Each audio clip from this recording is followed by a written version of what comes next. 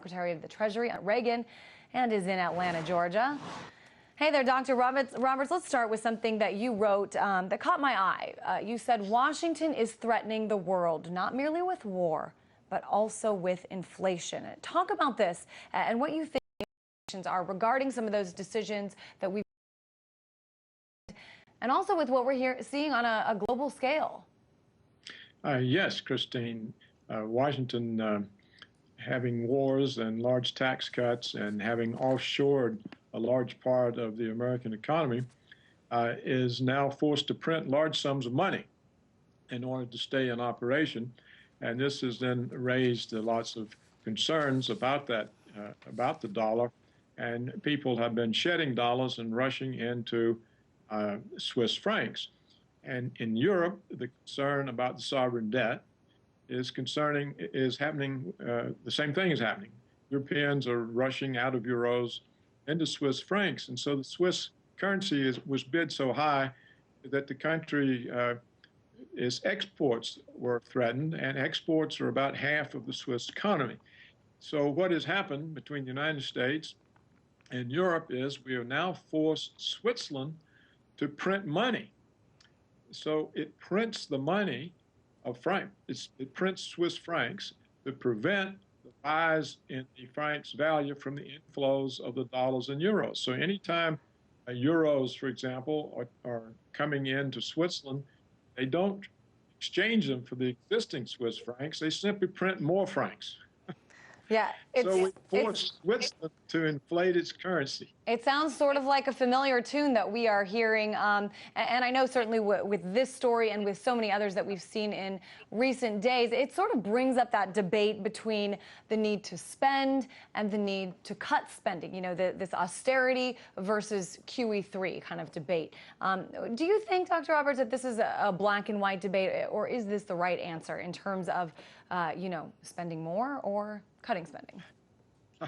Well, printing money is somewhat different from spending more, and the fact that they're printing money in the United States and apparently are going to in the European Central Bank. This is also forcing Japan to have to print its currency. They're forcing Brazil to have to print its currency in order to stop these exchange rate rises. Now, what the problem is for the United States is they have offshored so many middle-class jobs that the economy is permanently damaged. It's just not here. It's like a whole piece of the economy that's been picked up and spread among China, Indonesia, India, Taiwan, South Korea, Eastern Europe, wherever they can find lower labor costs. Well, that economy is gone. And so you can't use stimulus to recreate the economy that's gone. The stimulus is only good if the jobs are still there and it needs the additional money to pull the people back into employment. But if the jobs aren't there, the additional money can't put people to work. Eventually, it just drives up prices. And so the whole world is facing, eventually, worse inflation due to all this money printing. I'm wondering to what extent you think that these factors kind of came into play in terms of what we saw with this report that came out on Friday, that there were no new jobs, that the jobs report was essentially flat when it came to growth. I mean, is it fair to say that some of those markets that were open yesterday were reacting to that report out of the United States? If they expected recovery, this sort of shot down recovery. And you see, the job report is worse than that because it was actually negative, because the way they estimate them overestimates new job creation in a recession. So probably we were down 50,000 jobs. And there haven't been enough jobs created to reduce the employment rate for several years now. And the only jobs that have been created in the last decade are in what's called non-tradable domestic services. These are waitresses, bartenders, healthcare, social assistants. They're not jobs that produce exports. They're not high productivity jobs. They don't produce high incomes. And so the consumer demand sector of the economy is just not there. And this is the reason there's no recovery. I'm wondering if you saw, I know UBS came out with a pretty interesting report that basically, called into question the existence or the need, the desire that this world needs for the euro. I want to get your take on that as it relates to kind of everything we've been talking about.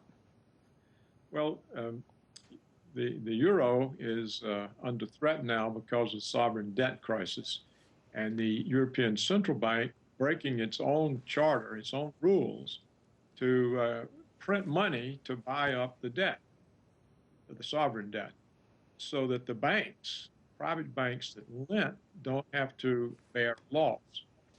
I don't really think at this point the world will do euro is one of the alternatives to the dollar. I'm worried about the dollar as well. This is the real dilemma, isn't it? We have the two main reserve currencies, the dollar and the euro, and both are in the situation where the world is losing confidence in them.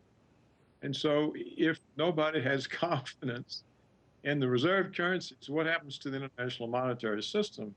And this is sort of a threat that's hanging over everything. I know a lot of people now more than ever looking at gold, especially, earlier we were talking about the Swiss franc with that announcement, a lot of expectations that that would do good things for that country. That's not exactly what happened. I guess finally, my last question for you is just what you see in terms of gold.